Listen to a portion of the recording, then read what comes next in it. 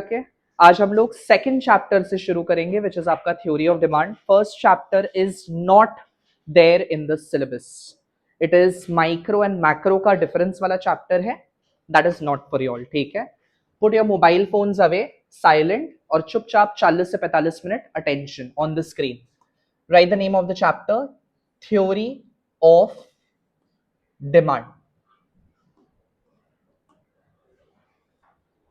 Theory of demand.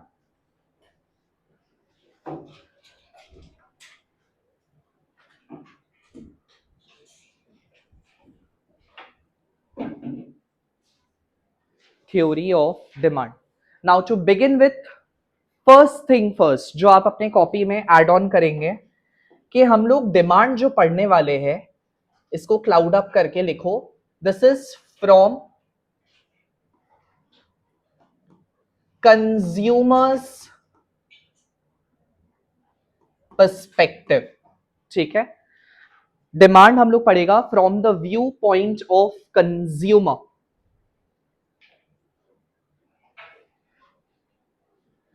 From the view point of consumer. Simple सादा भाषा में अगर हम आपको बोले, डिमांड का मतलब होता है मांग, कोई चीज का मांग करना। The first question that you should be asking yourself and which you should be writing in your copy as well, what do we demand? हम लोग क्या डिमांड करते हैं? कौन से बैच में आ गया है? अभी क्लास 10 का नहीं है, क्लास 10 का 7 से 8 है। 8 से 8 है जी। ऑफिस में वेट कर लो, नीचे बैठ जाओ, बैठना है तो। ठीक है, the first question that you should be putting is what do we demand. लगाइए पहला सवाल, हम लोग क्या डिमांड करते हैं? What do we demand? इसका सरल सा आंसर है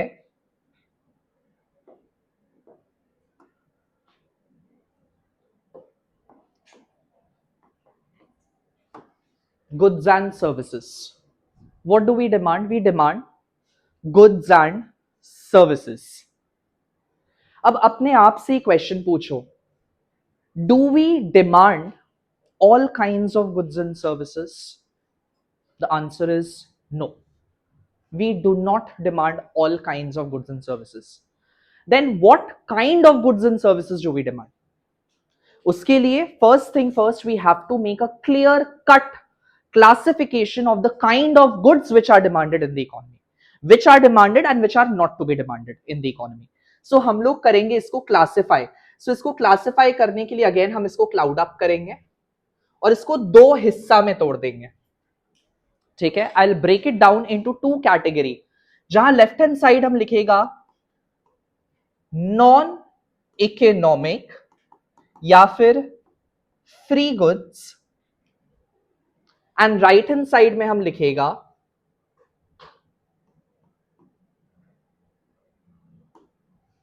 इकोनॉमिक गुड्स।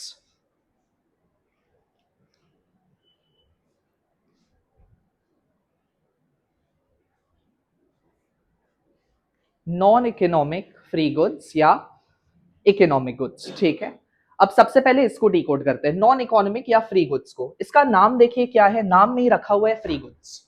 इसको फ्री गुड्स क्यों बोलते हैं? Because they are free gifts of nature. Correct, class 11 में भी किया है हम लोग, they are free gifts of nature. जैसे कि क्या हो जाएगा, for instance I take air, I take water, I take sunlight, these are my non economic goods और free goods। इनका एट्रीब्यूट या इनका कैरेक्टरिस्टिक क्या है? that they do not command price। Micro economics को याद करिए, आप माइक्रो इकोनॉमिक्स पढ़ रहे हो अभी, चैप्टर 2 से चैप्टर 11 तक माइक्रो होगा। माइक्रो इकोनॉमिक्स को प्राइस थ्योरी बोला जाता था, everything was associated with price, and macro को इनकम थ्योरी बोलते, theory of income and employment. So price is the main की फैक्टर, पूरा चैप्टर 2 से लेके चैप्टर 11 तक जो चलेगा आपका प्राइस के बेसिस पे ही बात चलेगा, प्राइस थ्योरी के ऊपर ही चलेगा। सो इसीलिए हम लोग प्राइमरी कैरेक्टरिस्टिक ही दे रहा है नॉन इकोनॉमिक गुड का कि इनका दाम नहीं होता। अब इनका दाम क्यों नहीं होता? Why do not do they command any particular price? It is because they are available in, this is your keyword, they are available in abundance. Had they been limited तो फिर शायद आपको कुछ देना पड़ता इनको अक्वायर करने के लिए, क्योंकि ये सबके लिए फ्रीली अवेलेबल है बोल के इनका कोई भी दाम नहीं होता। They do not command price. Reason clear है? 1 मार्क का आपसे रीजन पूछा जाता है ना, आपको सही रीजन देना पड़ेगा। So if they ask you reason why non-economic goods do not command price, the reason is because of their availability in abundance, or they are available in plenty. So इसका मतलब नॉन इकोनॉमिक गुड करते हुए या free good करते हुए हमें समझ आ गया कि इनका डिमांड नहीं क्रिएट होगा क्योंकि ये तो फ्रीली अवेलेबल है। On the other hand there is another category of good which is economic good. Economic good क्या है? Everything that you see around yourself is an economic good, everything. Now since you are a student, from a student perspective हम क्या क्या बोल सकता है economic good को? अभी क्या दिख रहा है मेरे आंख के सामने? हमको पेन दिख रहा है, हमको बॉक्स दिख रहा है, हमको बैग दिख रहा है, हमको वॉच दिख रहा है, एंड सो ऑन एटसेट्रा। ये सारे आपके इकोनॉमिक गुड है। everything from the light to the phone to the stand to the ring to the chappal to the t-shirt to the bracelet or anything, whatever you're seeing around yourself, everything is an economic good. Economic good का पहचान क्या है? दे command price, इनका दाम होता है। They all carry a price tag. इनका दाम क्यों होता है? Why do they command price? Because of two reasons.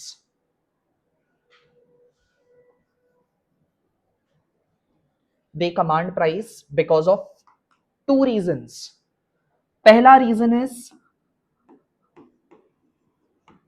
सबको सब कुछ नहीं मिल सकता।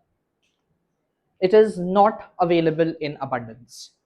That is why only those who are willing to pay, they will be entitled to economic goods. उनको ही मिलेगा। You should have the ability to pay for the commodity. They are scarce in number. And why are you willing to pay something? Scarce है, चलो ठीक है, but still why are you ready to pay something? Because by purchasing that product, it will give you want, satisfy, power.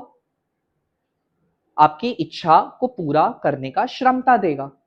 और want satisfying power आप क्या सीखा है class 11 में? क्या बोलते हैं उसको? They possess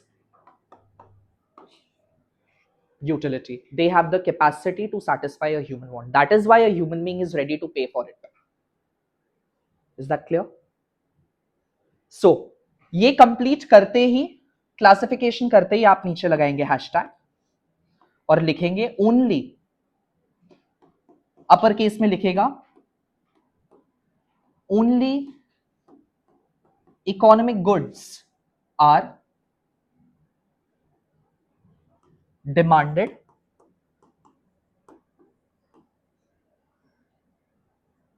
in the economy.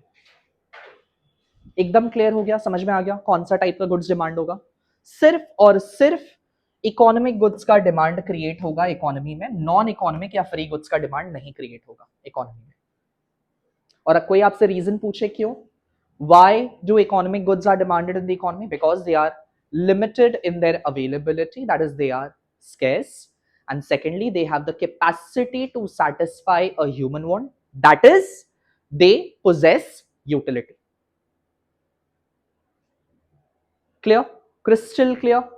आगे बढ़े तो अब डिकोड करते हैं। Once we are done with what kind of goods we demand, now let's come down to demand होता क्या है। What is demand? लगाइए, लिखिए demand question mark and put a colon. What exactly is demand? Now देखिए, ordinary language में, simple भाषा में लोग डिमांड एंड डिजायर को इंटरचेंजेबली यूज करते हैं। They feel that if I demand this product it means मेरी इच्छा है इसको लेने की, I want this product. That's my desire. Fair enough. But economically speaking, ordinary language में demand desire को interchange करना ठीक है, but economically speaking, demand and desire, they are not interchangeable. They are not interchangeable. Economists have a very clear cut classification कि desire क्या है, demand क्या है और want क्या है. हाँ, कोई भी प्रोडक्ट का डिमांड का शुरुआत बिगिनिंग इच्छा से ही होता है. सबसे पहले मन में इच्छा ही प्रकट होता है उस प्रोडक्ट को लेने का. मेरे को ऑडी चाहिए, मेरे को मर्सिडीज चाहिए, मेरे को BMW चाहिए, मेरे को आईफोन 17 प्रो मैक्स चाहिए. ये आपकी इच्छा प्रकट हुई. सो डिमांड का फर्स्ट फेज या फर्स्ट स्टेप डेफिनेटली डिजायर है. बट देन डिमांड और डिजायर एक चीज नहीं है. Desire is just a plain mere. Mere का मतलब क्या होता है? MERE only. Mere wish to have something, कि मेरे पास हो. बट जस्ट बिकॉज आपने इच्छा प्रकट किया, इसका मतलब ये नहीं कि तथास्तु आसमान से टपक गया. ऐसा नहीं होता है. जैसे ही मन में इच्छा आएगा, उस इच्छा को पूरा करने के लिए आप जतन करना शुरू करोगे. जतन यानी अब वो इच्छा ट्रांसफॉर्म होने लगेगा. अब मुझे चाहिए ही चाहिए. That is want. एंड उस जतन को, उस विश को पूरा करने के लिए आप you will start making in efforts to acquire the product. पैसा जमा करना शुरू करोगे, काम खोजना स्टार्ट करोगे, रोजगार खोजोगे, मैनेज करोगे अपना फाइनेंसेस को, कंजम्पशन को, सेविंग को, इन्वेस्टमेंट को, etcetera. That is your efforts which you're making, which you're putting in to acquire that product which you have thought of purchasing. However, just because you're making an effort, it doesn't mean your wish will be fulfilled. I want to buy a car which will cost me 20 lakh rupees. Fine, desire is there. I have started earning for that and saving for that. Up till now, I have saved 16 lakh rupees. Am I capable enough to purchase that 20 lakh का car? No. Wish है? हाँ है. Efforts डाल रहे हैं? हाँ डाल रहे हैं. खरीद सकते हैं? नहीं खरीद सकते. मेरे को 4 लाख का डिस्काउंट नहीं देगा. ससुर नहीं लगता है मेरा कार शोरूम वाला. ससुर भी लगता तो भी नहीं देता 4 लाख का डिस्काउंट. तो 4 लाख का वेट करना पड़ेगा. इसीलिए आपका वांट लास्ट स्टेज में डिमांड में तभी ट्रांसफॉर्म होगा जिस दिन आपके साथ, आपके पास इस एफर्ट्स के साथ होगा ability to purchase that commodity. Ability का मतलब हुआ the day you have sufficient income, purchasing power to purchase that product, you are capable to purchase that product, that day it will become demand. So demand in total 3 चीज का मिश्रण से बनता है. Demand बनने के लिए 3 चीज का होना जरूरी है. एक तो इच्छा. इच्छा नहीं होगा, पैसा होगा, सब कुछ होगा तो डिमांड बनेगा. मेरे पास सब है, एफर्ट्स डाला है, पैसा है, इच्छा नहीं लेने का, उस प्रोडक्ट को लेगा नहीं लेगा. इच्छा है, एफर्ट डाल रहे, पैसा पहुंचे नहीं अभी तक डेस्टिनेशन तक, उतना पैसा नहीं आया है, ले पाएगा नहीं ले पाएगा. और बिना एफर्ट डाले तो एबल होगा ही नहीं. एफर्ट बीच में बैठा हुआ है. डिजायर से एबिलिटी तक का जर्नी पे एफर्ट करना पड़ेगा. Right. That is a different case कि आपको विरासत में मिल जाए माँ बाप का, तो वो अलग बात है. लॉटरी लग जाए वो अलग बात है. That's an exceptional case. There is always an exception to something. But then effort is mandatory. So desire के साथ जाएगा आपका efforts, and along with that you should be capable to purchase that commodity. In other words, you should be having ability. Please take this equation down. ठीक है. इसीलिए ये 3 keyword जो है, 3 कीवर्ड है, ये प्राइमरी है डिमांड के डेफिनेशन में. जब आप सीखिएगा विलिंगनेस, डिजायर. डिजायर को आपको नाम देखने मिलेगा विलिंगनेस. इंटरचेंजेबल. एफर्ट्स नहीं रहेगा, डायरेक्ट आपको कीवर्ड देखने मिलेगा एबल. सो विलिंगनेस से एबिलिटी का जर्नी में ये अपने आप ही आ जाता है. This is Paramount. ये करना ही पड़ेगा. ठीक है. अब आते हैं डिमांड के डेफिनेशन के ऊपर.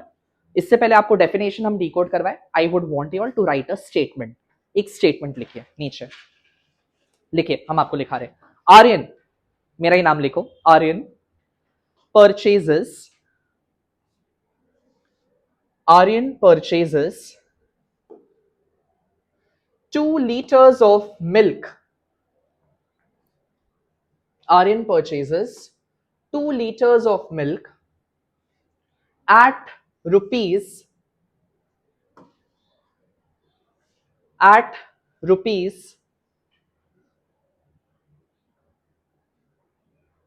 60 per liter, at rupees 60 per liter every day. RN purchases 2 liters of milk at rupees 60 per liter every day. This is how your book will look like. आज ऑर्डर चला गया है, आ जाएगा 20-25 दिन, आप पकड़िए, अभी बुक प्रिंट होके आने में बहुत रश चल रहा है, ठीक है. I hope to see you soon in this legacy. जब next मैट आएगा, you have to work hard for that. 99, 98, 98, 97. जल्दी से आइए ताकि ये 100 भी यहाँ पे छप सके. 100 बहुत पहले आया था, उसके बाद कोई बच्चा आया नहीं अभी तक जो 100 दे सके. 12 में 100 दिए हैं आज तक, 99 मिला है बट 100 एक ही मिला है, ठीक है. It takes a lot of hard work 100 निकालने में. अच्छा, by the way, this is by the council. ये उनका बाइफरकेशन है जो कि एकदम बुलशिट है, क्योंकि वो लोग खुद ही फॉलो नहीं करता है. उनका जो मन करता है वो लोग वहां से उठा के दे देता है. They don't follow their own marking pattern. हर साल काउंसिल का एक फेवरेट चैप्टर रहता है जो कि पूरा एपिसेंटर बनता है पेपर का, और क्वेश्चन वहीं से ऐसे कैनन बॉल्स की तरह डेटोनेट हो रहे होते हैं, ठीक है, बूम बड़ाम ब्लास्ट हो रहा होता है. सो फायदा नहीं है, बट ठीक है, तो लिखने का लिख दिया है बस ऐਵੇਂ ही. स्कोप ऑफ सिलेबस भी आपका डाल दिया गया है, इंडेक्स मिल जाएगा आपको, और ये है आपका एस्थेटिक्स का नोट्स. आई होप फॉन्ट आपको समझ में आ रहा है, रीडेबल है ना, श्योर. कीवर्ड्स वगैरह सब ऑलरेडी हाईलाइटेड है. अभी यहाँ पे बहुत लाइट दिख रहा होगा आपको, आएगा तो आपको ब्लू कलर का सब मिल जाएगा. Everything is ready. एंड ये जो कीवर्ड कॉपी है ये आपका एमसीक्यू का चाबी है. एमसीक्यू को अनलॉक करने के लिए आप लिख रहे हैं, तो जब भी आप रिविजन करेंगे, रिकॉल करेंगे, यहां से करेंगे कीवर्ड्स को पकड़ के, ठीक है. फटाफट से गो थ्रू कर लीजिए. फ्री गुड्स बता दिया आपको क्या है. Goods like air, water, sunlight which are naturally available in abundance, do not have a price, they are called free और non economic since they are not scarce. Economic goods like car, food, clothes, roti, kapda, makan, they are limited in availability and have the ability to satisfy human want. Therefore, these goods command price due to their scarcity. Only economic goods are demanded in the economy. Demand का मतलब क्या है? अब जरा decode करिए, जो statement लिखा है उसको साथ में डिकोड करिए मेरे साथ. पढ़िए पहले क्या लिखा है. Demand refers to quantity of the commodity. क्या उस स्टेटमेंट में आपको क्वांटिटी दिख रहा है? बताइए कौन सा है क्वांटिटी. सो 2 लीटर्स को अंडरलाइन करिए और उसके नीचे लिखिए QTY, क्वांटिटी. आगे पढ़िए यहां डेफिनेशन को. Quantity of a commodity that the consumer is willing, that is your keyword. क्या आपको कंज्यूमर दिख रहा है आपके स्टेटमेंट में? कौन है कंज्यूमर? आर्यन. आर्यन को अंडरलाइन करिए, उसके नीचे लिखिए कंज्यूमर.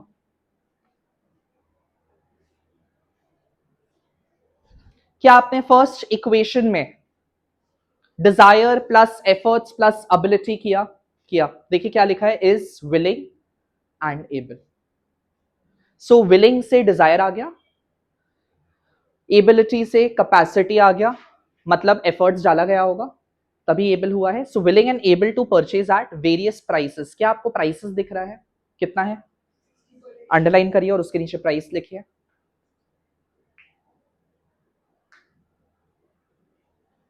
आगे पढ़िए क्या दिया है, over a specific period of time. क्या आपको समय दिख रहा है आपके स्टेटमेंट में? Very good, every day. So underline करिए एवरी डे को और वहां टाइम लिखिए.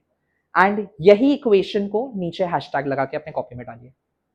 जब भी आप डिमांड को, इसको ये वाला, जब भी आप डिमांड को एक्सप्रेस करोगे, डिफाइन करोगे, 3 चीज पैरामाउंट है, इंपॉर्टेंट है, 3 कीवर्ड फीचर होगा ही. कौन कौन सा है 3 कीवर्ड? कुछ यूनिट्स का डिमांड हो रहा होगा, कुछ क्वांटिटी का डिमांड हो रहा होगा, 1 unit, 2 unit, 5 unit, 10 unit, 20 unit. एक दाम पे हो रहा होगा, मार्केट में एक प्राइस होगा, क्योंकि माइक्रो इकोनॉमिक्स ही प्राइस थ्योरी है, उसको देख के कंज्यूमर अपना डिसीजन बनाएगा. एंड समय के अनुसार डिमांड हो रहा होगा. आर्यन कितना परचेज कर रहा है? 2 लीटर एवरी डे, हर रोज चाहिए उसको.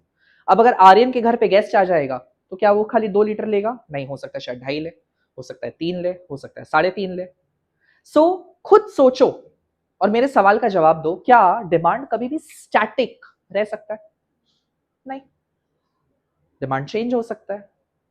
आज अगर 60 रुपए दाम है और आर्यन 2 लीटर हर रोज लेता है, कल 80 रुपए हो जाएगा तो जरूरी है कि आर्यन 2 लीटर ही लेगा? हो सकता है 1.1 लीटर 750 ml कर दे उसको, सो 1.75 लीटर पे आ जाए, कुछ भी हो सकता है, anything is possible. So demand is never static. That is why demand is always measured for a period like maybe 1 day, maybe 1 week, maybe 1 month, maybe 1 year, maybe 10 years। एक पूरा ड्यूरेशन के लिए आप मेजर कर रहे हैं demand को। क्यों ड्यूरेशन के लिए? क्योंकि demand keeps on changing, keeps on fluctuating. आ गया समझ में? लिखा ये इक्वेशन को। नेक्स्ट टॉपिक पे चले। चलिए, फीचर्स ऑफ डिमांड।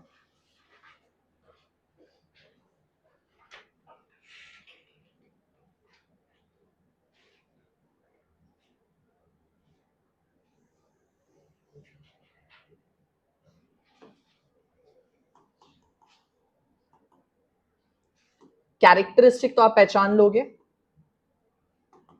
बस एक और नाम लिख लो, पिक्यूलियरिटीज। फीचर्स, कैरेक्टरिस्टिक्स और पिक्यूलियरिटीज। PECULIARITIES, पिक्यूलियर पॉइंट्स, वो भी कैरेक्टरिस्टिक ही होता है।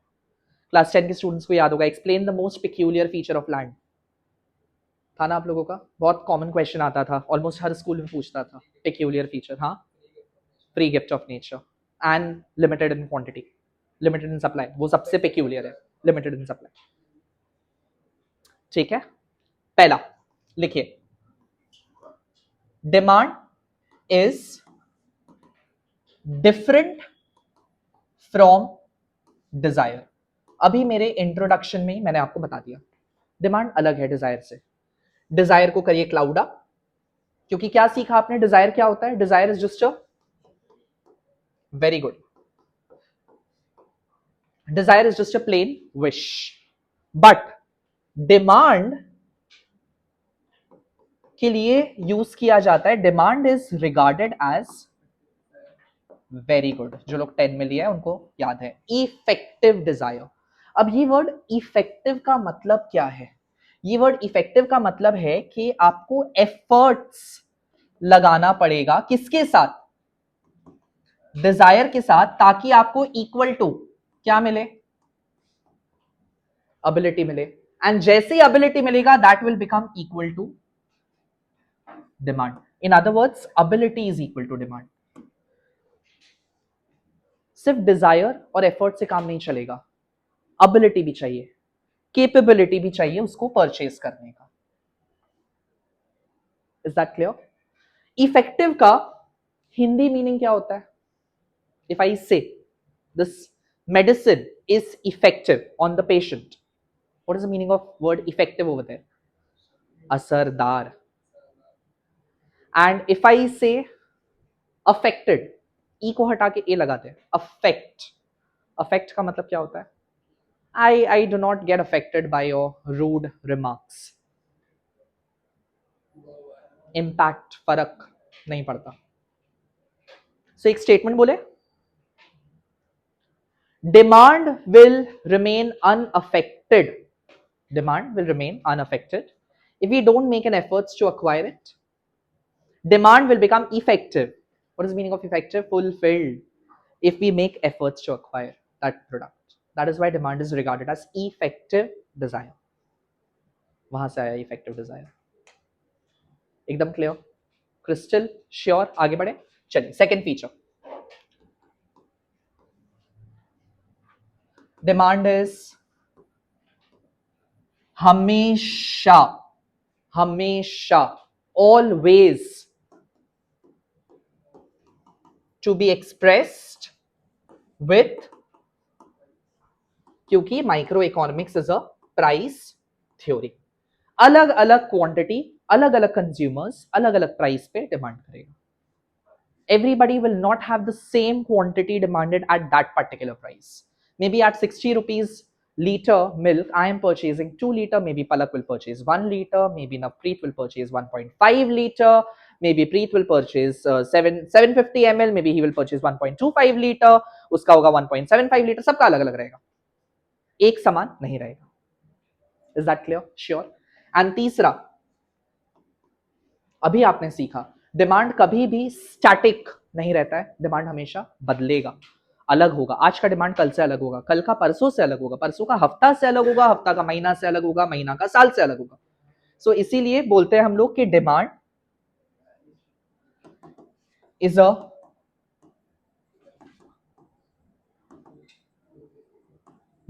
A flow variable. बहाव है डिमांड. फ्लो का मतलब हो गया it keeps on changing with किसके साथ? समय, टाइम के साथ. It keeps on changing with time. It is never static. Hashtag देके अगर कुछ लिखना है तो आप लिख सकते हो नेवर स्टैटिक. और नेवर स्टैटिक का अगर आपको सिनोनिम वो लोग देगा तो क्या बोलेगा? Dynamic. Never static is equal to dynamic. तो फंसेगा नहीं ना. काउंसिल आपको ऐसे फंसाता है, टीचर्स जो पेपर लोग, मतलब टीचर्स लोग जो पेपर सेट करता है. अब तुम बोलेगा अरे भाई है तो नहीं बुक में डायनामिक वर्ड, हम तो नहीं सुना. बट बुद्धि लगाओ, कोरिलेट करो, जोड़ो चीजों को, मिल जाएगा answer. Is that clear? Sure. चलिए फटाफट से इसको रीड कर लीजिए, फिर नेक्स्ट टॉपिक पे चलेंगे टाइप्स ऑफ डिमांड के ऊपर.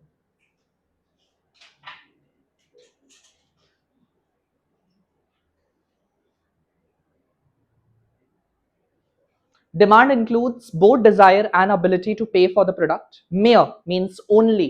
Wishful thinking is not demand. Only when desire is backed up means supported by willingness and ability, both, demand becomes effective, asardar. That is why it is called effective desire. Price dependency. Demand is always linked to a specific price. The quantity demanded varies at different price level for different consumers. Demand for an article will be different for different consumers at different prices. जो milk वाला उठा के समझाए आपको. And demand is always a flow concept, meaning it is measured over a period. एक दिन के लिए, एक वीक के लिए, एक मंथ के लिए, एक ईयर के लिए आप निकाल रहे हैं. And it keeps on changing.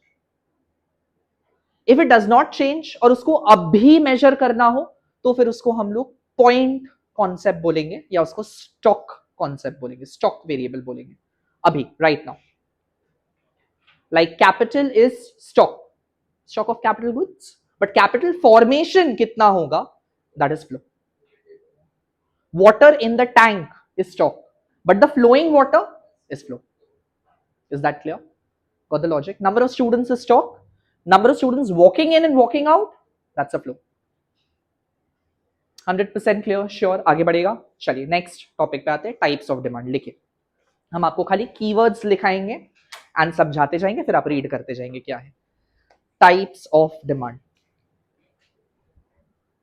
First, number 1, individual demand.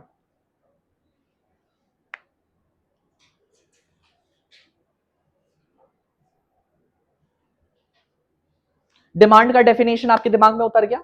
Demand refers to quantity of a commodity which the consumers are willing and able to purchase at various possible prices over a particular period of time. So demand refers to quantity of commodity which the consumers, जो consumer word है ना उसको बस उड़ा दो, उसको उड़ा दो. एक इंडिविजुअल कंज्यूमर को इकोनॉमिक्स के टर्म में आप पढ़ा है, house hold, chapter 2 class 11 last में इकोनॉमिक एंटिटीज जब करे थे तब वहां पे हम लोग पढ़े थे. House hold, firm, government, foreign, rest of the world sector. तो एक इंडिविजुअल कंज्यूमर को हाउस होल्ड बोलते हैं. सो कंज्यूमर वर्ड को हटा के हाउस होल्ड घुसा देगा तो वो आपका इंडिविजुअल डिमांड बन गया. सो आपका कीवर्ड क्या बनेगा? सिंगल इन्वर्टेड कॉमा के अंदर डालिए इंडिविजुअल हाउस होल्ड फीचर होना चाहिए आंसर में. इंडिविजुअल हाउस होल्ड स्लैश या फिर इंडिविजुअल हाउस होल्ड या फिर स्लैश अ कंज्यूमर. उस अ को अंडरलाइन कर लो, दैट इज इंपॉर्टेंट. हम लोग ध्यान देते हैं उस चीज पे. ठीक है, एक कंज्यूमर का demand is individual demand. Go through कर लीजिए. refers to the quantity of commodity that a single consumer or a household is willing and able to buy at various prices in a given period. Clear? Next, market demand.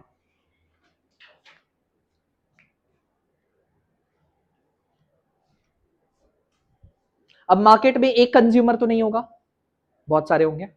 Market has to be the aggregate of individual. So आप क्या लिखेगा, market लिख के sigma का sign लगाओ. Sigma मतलब summation का sign लगाओ, स्टैट्स वाला. Sigma summation individual, it is summation of individual is equal to क्या बना, all the households is equal to all the household. So आपका कीवर्ड क्या होगा, सेम डेफिनेशन, खाली जो कंज्यूमर वर्ड है वो रिप्लेस हो जाएगा ऑल द हाउसहोल्ड से. सो गो थ्रू कर लीजिए. The total demand for commodity from all consumers या ऑल हाउसहोल्ड्स, जो भी आप लिखो, at various prices during a specific period. Don't worry, ये सब नहीं आएगा. Gone are the days. Class 10 चला गया, पार हो गया. पहले आता था 3 नंबर 5 नंबर के लिए, अब कुछ नहीं आएगा. ये सब भारी भारी आएगा, जो भी आएगा. न्यूज़पेपर का केस स्टडी आएगा, कटआउट आएगा, उसके बेसिस पे डिमांड आएगा तो ठीक है. चलिए, यहां से जो शुरू हो रहा है वो आपका 1 मार्क का आइडेंटिफिकेशन के लिए इंपॉर्टेंट है. अगला जो टाइप है, next, composite demand. Composite,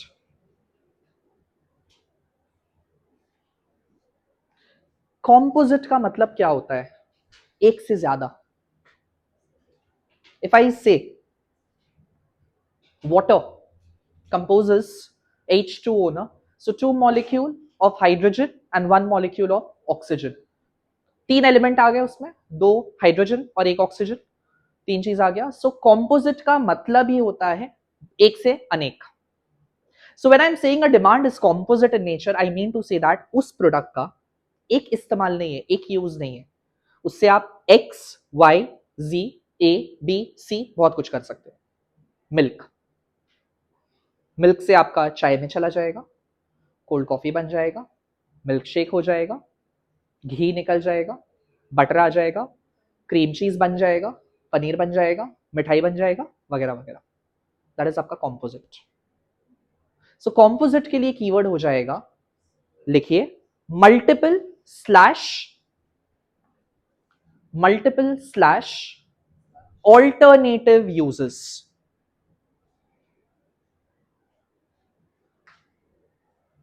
alternative uses का मतलब क्या हुआ, एक से कई ज्यादा यूज है उसका. That is composite.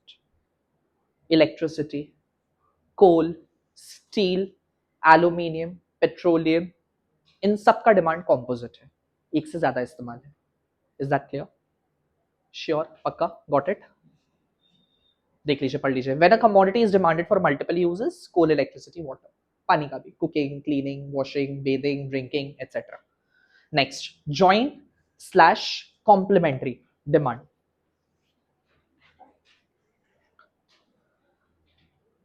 जरा याद करिए क्लास 11 का चैप्टर 2, आपने पढ़ा था wants are complementary.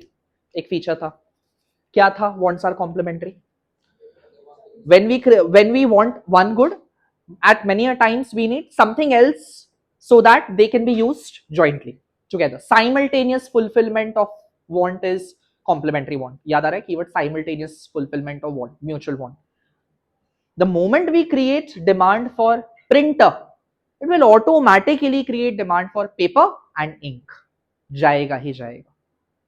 The moment we want tea, चाय चाहिए, ऑटोमेटिकली टी लीव्स चाहिए, शुगर चाहिए, वाटर चाहिए, मिल्क भी चाहिए इन सम केसेस, जो लोग दूध वाला चाय पिएगा. And apart from that the masala and adrak and whatever additional is to go along with that. Is that clear? So keyword हो जाएगा आपका, लिखिए, used jointly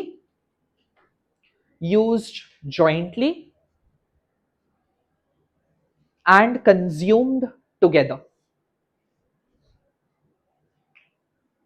used jointly and consumed together. So basically इसको अगर डिफाइन करना हो तो सुन लो कैसे डिफाइन होगा. When demand for one good creates the demand for another, so that they are to be used jointly and consumed together.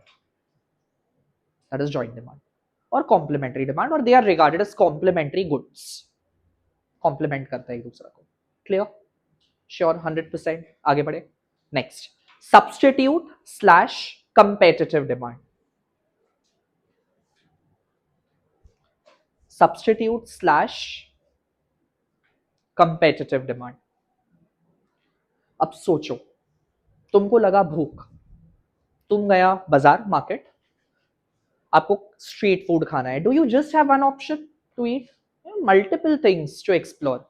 You can go for sandwich, you can go for roll, you can go for noodles, momo, Maggi, और क्या खाता है letter पटर? You can go for chaats, आलू कटा and पुचकास and bumper and जो भी जितना भी गंदा हाथ से एकदम पसीना वाला, जब तक वो अंदर ना जाए तब तक तृप्ति ना मिले खाना जो है आपका.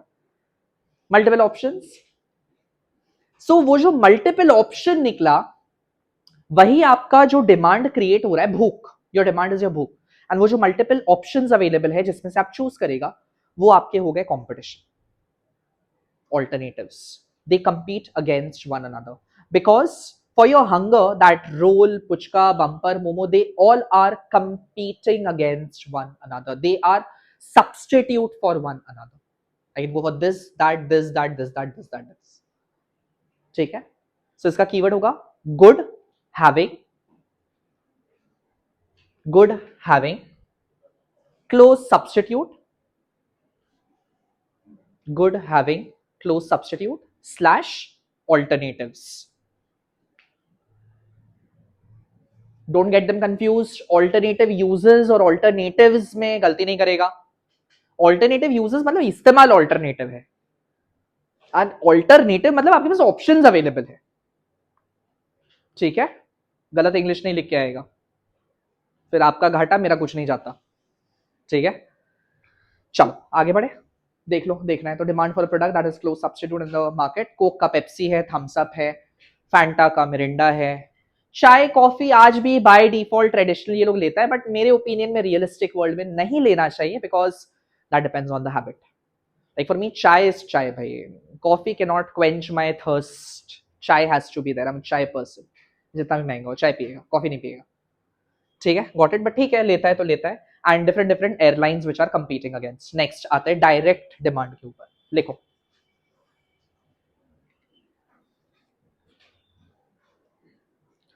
डायरेक्ट डिमांड का मतलब होता है आपने गुड मांगा सिर्फ एक पर्पस के लिए, और वो पर्पस है यूज, कंजम्पशन.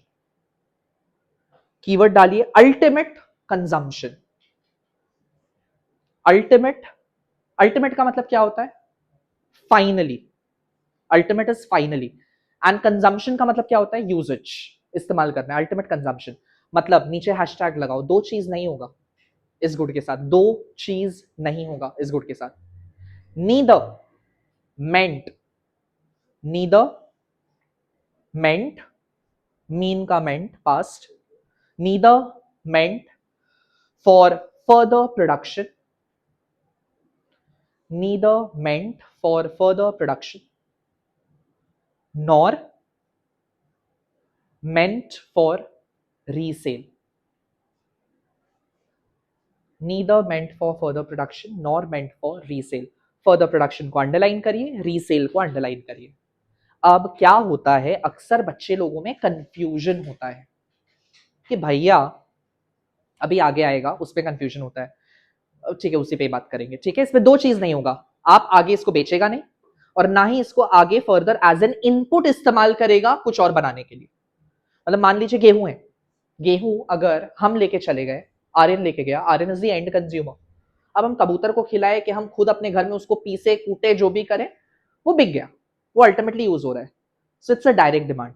बट वहीं अगर हम आर्यन आटा चक्की चला रहे होते, फ्लावर मिल होता मेरा, और फिर हम गेहूं लेते, फिर उसको हम पीसते, फिर हम उसको पैक करते, फिर उसमें अपना ब्रांडिंग करते, आर्यन आटा, द शुद्ध आटा, एंड फिर उसको बेचते, तो फिर आप उसको डायरेक्ट डिमांड नहीं बोलते. तो फिर आप उसको डायरेक्ट डिमांड नहीं बोल सकते हो. नेक्स्ट कैटेगरी तो फिर वो बन जाता, लिखिए next type of demand, derived demand. Then वो डायरेक्ट नहीं होता, देन वो होता है डिराइव्ड डिमांड. डिराइव्ड डिमांड का मतलब क्या होता है कि एक एंड प्रोडक्ट बनाना है, एक एंड प्रोडक्ट चाहिए, उसको पाने के लिए आपको और मल्टीपल प्रोडक्ट का जरूरत है ताकि आप उस एंड प्रोडक्ट तक पहुंच सके. लाइक फॉर एग्जाम्पल, मेरे को आटा पाउडर फॉर्म में चाहिए, तो मेरे को क्या क्या चाहिए होगा? जगह, जहां चक्की खोलेंगे। सबसे पहला प्राइमरी लैंड, याद करिए क्लास 10 वाले, land is the primary factor of production. You need a space. Second is labour. अब हम खुद तो चक्की नहीं चलाएंगे, ठीक है, पैसा नहीं तो खुद चलाएंगे, नहीं तो किसी और को हायर करेंगे, मशीन लगाएंगे, नहीं तो वो कूटनी लाएंगे, ठीक है, कूटने के लिए कुछ तो लाएंगे, कोई इक्विपमेंट टूल तो चाहिए। एंड हम ही एंटरप्रेन्योर, आर्यन चक्की वाला, ठीक है। उसके बाद गेहूं लाएंगे एज अ रॉ मटेरियल, कूटेंगे, प्लास्टिक का पैकेज लाएंगे, डालेंगे, रैप करेंगे, प्रिंट करेंगे, ब्रांडिंग करेंगे, बेच देंगे। इतना कुछ चाहिए, इतना सारा चीज का डिमांड आया ताकि वो आटा बन सके। That is a derived demand. So when you create demand for one good, it creates demand for many other goods so that that final product can be produced. That is a derived demand. Now is that clear? अब हम बोल रहा था confusion ये रहता है कि भैया isn't like complementary demand or derived demand same thing? No, it is not. सोचो, complementary demand क्या है? If I create demand for car, it automatically creates demand for petrol so that I can consume that car with the help of petrol. Consumption. But when I'm creating demand for atta as a producer, I am needing a space, I am needing a kutani, I am needing a worker, I am needing gehu, I am needing package to package that product so that I can produce that product. So derived demand, पहले तो आप keyword लिख लीजिए। derived demand का होता है demand for a good arises from demand for other good. Demand for goods, not good, demand for goods arises from demand for a specific good. Demand for goods arises from the demand for a specific good. What is my specific good in my example? Atta. And so many things I need. ठीक है, hashtag लगाइए derive के नीचे और लिखिए meant for further production, meant for further production or for resale. Meant for further production or for resale. So अगर आपको clear cut बोलते हैं ना कि 100 मेकर 100 ब्रेकर इमेज दे दिया है, डिराइव डिमांड लिखूं या कॉम्प्लीमेंट्री डिमांड लिखूं, समझ नहीं आ रहा है उन दोनों गुड को देख के। सीधा दिमाग में क्लियर कट क्लासिफाई करना है, कंज्यूम होने वाला है या इमेज देख के लग रहा है फर्दर प्रोड्यूस होने वाला है या बेचने वाला है। अगर देख के लग रहा है कंजम्पशन होने वाला है, कार और पेट्रोल दे दिया है साथ में, पेन इंक पेपर दे दिया है साथ में, डेफिनेटली कंजम्पशन हो रहा है, that's a complementary demand. But एक मशीन दे दिया है, उसके साथ देख रहा है कोई लगा हुआ है, कुछ काट रहा है, पीट रहा है, कुछ कर रहा है worker, then it is a derived demand. Is that clear?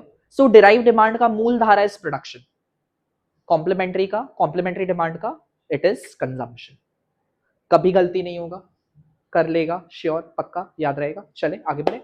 Now इससे एक सवाल आता है, क्वेश्चन लगाइए उसी के नीचे हैशटैग लगाते हुए, क्लास 10 वाले स्टूडेंट्स को याद भी होगा। FOP, factors of production, FOP has derived demand. FOP has derived demand. हमारे प्राइमरी फैक्टर्स ऑफ प्रोडक्शन क्या क्या होते हैं? Land, labour, capital, entrepreneur. हम लोग इनका डिमांड को क्यों क्रिएट करते हैं? क्या करने के लिए? प्रोडक्शन। तो प्रोड्यूसर के पॉइंट ऑफ व्यू से इन फैक्टर्स ऑफ प्रोडक्शन का डिमांड डायरेक्ट हो गया, डिराइव नहीं हुआ, डायरेक्ट हुआ। आई? हाँ, डायरेक्ट हुआ, क्योंकि वो प्रोड्यूसर का कंजम्पशन है, उसके बिना वो काम नहीं कर पाएगा। Then it is a direct demand. But why is the producer producing that particular product? Why? क्यों? Because उसका बंदा, उसका कंज्यूमर उससे मांग रहा है। तो कंज्यूमर मांग रहा है बोल के प्रोड्यूसर बनाएगा, प्रोड्यूसर बनाएगा बोल के उसको लैंड, लेबर, कैपिटल, एंटरप्रेन्योरशिप चाहिए। तो इनडायरेक्टली वो निकला कहां से, किसके डिमांड से आया? कंज्यूमर के डिमांड से। तो कंज्यूमर के पर्सपेक्टिव से वो डिराइव्ड है, बट प्रोड्यूसर के पर्सपेक्टिव से वो डायरेक्ट है। सो इसके लिए फ्लो चार्ट बनाइए। पहले तो एक लाइन लिखिए, प्रोडक्शन लिखो, production, you all will agree with me on this, production is the outcome of production, production is the outcome of combination, production is the outcome of combination of FOP. Everybody agrees with me on this? Production करने के लिए we need to combine all 4 FOP, land, labor, capital, enterprise चाहिए, right? अब बनाओ ये, सबसे पहले तो मैंने क्या बोला, FOP, FOP किसके लिए चाहिए? प्रोडक्शन करने के लिए चाहिए। प्रोडक्शन करेगा कौन? प्रोड्यूसर। क्यों करेगा? Because final good is demanded by consumer. तो अब खुद बताइए मेरे को कि प्रोड्यूसर के साइड से ये एफओपी का डिमांड क्या हुआ?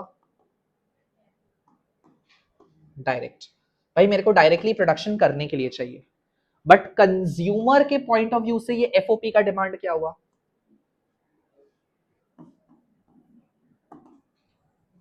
डिराइव्ड और indirect. Is that clear? So FOP has a derived demand from the viewpoint of a consumer and not a producer. Is that clear? 100% sure?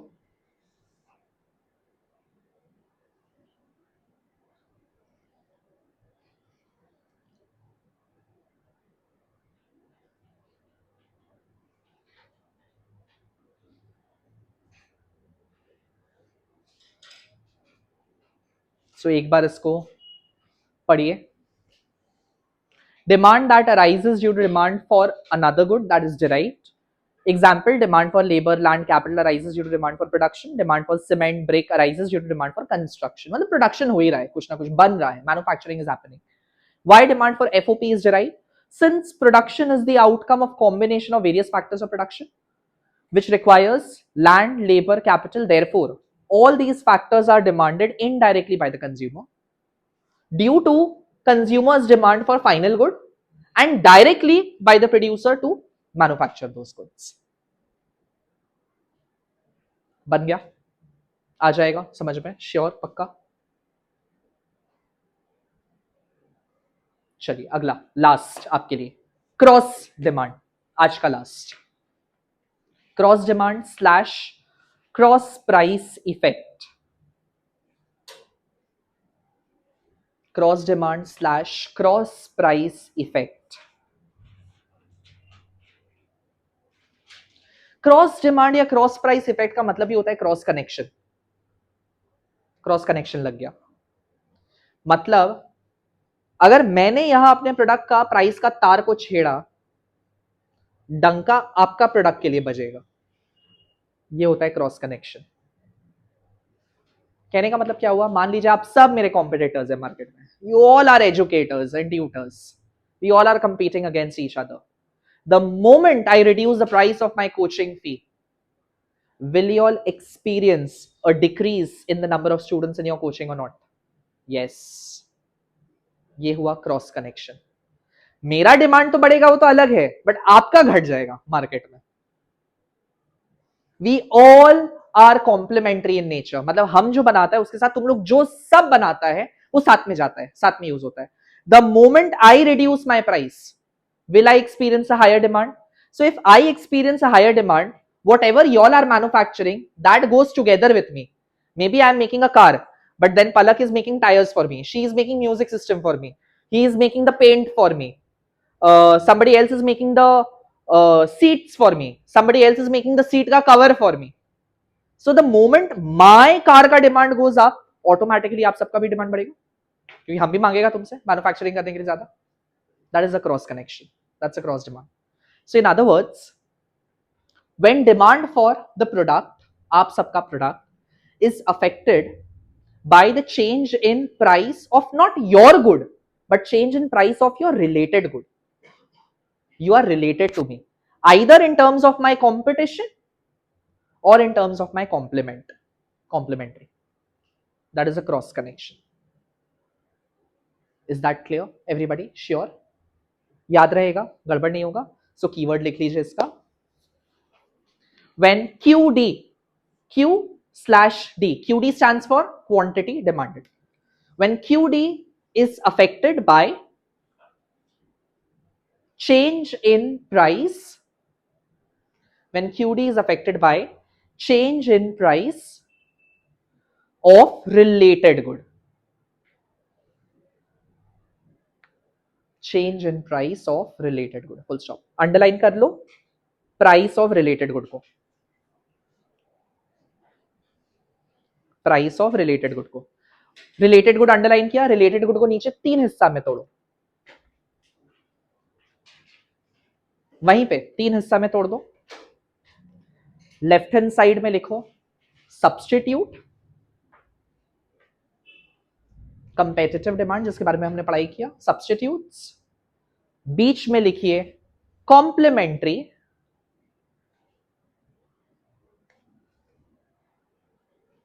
और राइट हैंड साइड में लिखिए unrelated. अब इन तीनों के बारे में हम लोग पढ़ेंगे. एटलीस्ट 4 से 5 लाइन छोड़ दो वहां पे, लीव 4 to 5 लाइन्स उधर, ठीक है. 4 से 5 लाइन छोड़ दीजिए. इसके बारे में हम लोग वापस आएंगे जब हम लोग डिटर्मिनेंट ऑफ डिमांड का प्राइस ऑफ रिलेटेड गुड वाला पॉइंट करेंगे, तब हम आके यहाँ पे कंप्लीट कराएंगे कि क्या लॉजिक है, क्या लिखना है बेसिकली. ठीक है. एंड 4 से 5 लाइन छोड़ के एक्स एंटे लिख लीजिए अगला, और बस लिख के छोड़ दो कि हमें वहां से कंटिन्यू करना है अगला क्लास. आ रहे बस 2 मिनट. हाँ आ ही रहे. X एंटे, EX-ANTE. ठीक है. That's all for today. Thank you so much.